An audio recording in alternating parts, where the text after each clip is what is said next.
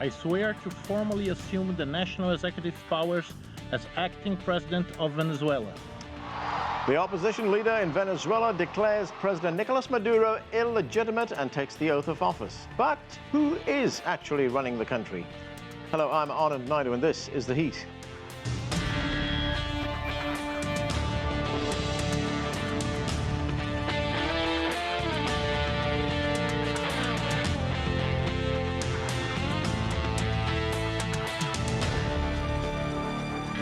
Thousands of Venezuelans took to the streets to demonstrate against and also to support President Nicolas Maduro.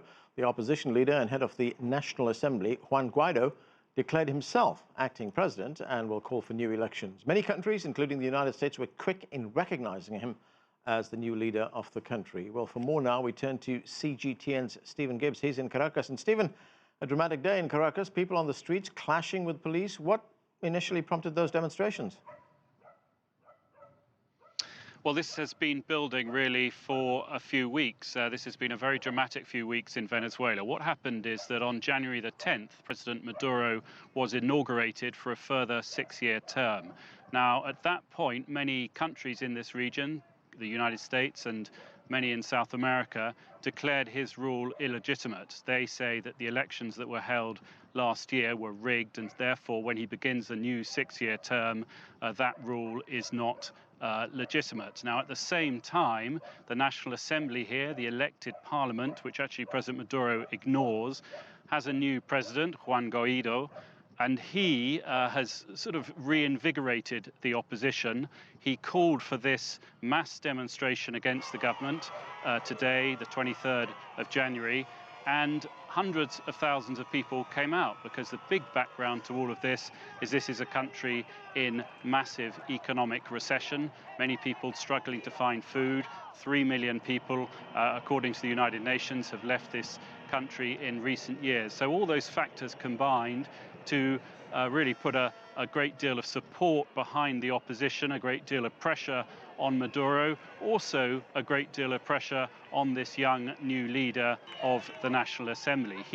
The opposition supporters have been saying to him, you need to nominate yourself or name yourself as president. Now, according to the Venezuelan constitution, there is a provision that allows him to do that. And he says, and the National Assembly and the opposition say that the provision is able to be fulfilled because they say that President Maduro is not fulfilling his duties as president. So then we had this dramatic moment just a few hours ago here in Caracas, where Juan Guaido declared himself president. Within moments, the United States said, yes, it does recognize him as president of Venezuela. Then we saw President Maduro saying, of course, this is rubbish, according to his point of view, and he then broke diplomatic relations with the United States. A major move that. The US is still the big cash buyer of Venezuelan oil. So really, this country is entering uncharted territory now. Right, uncharted territory, Stephen. And given that situation right now, who is running the country?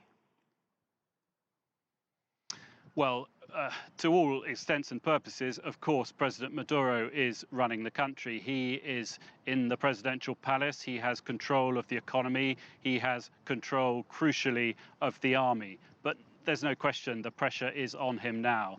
All the major economies of South America, the United States, Canada, have all said they no longer recognize him as president and they recognize someone else. That puts a great deal of pressure on this new president, as he calls himself, and as many other countries in the region do.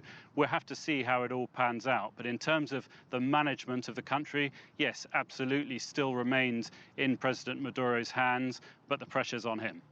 Thanks, Stephen. That's CGTN Stephen Gibbs reporting from Caracas.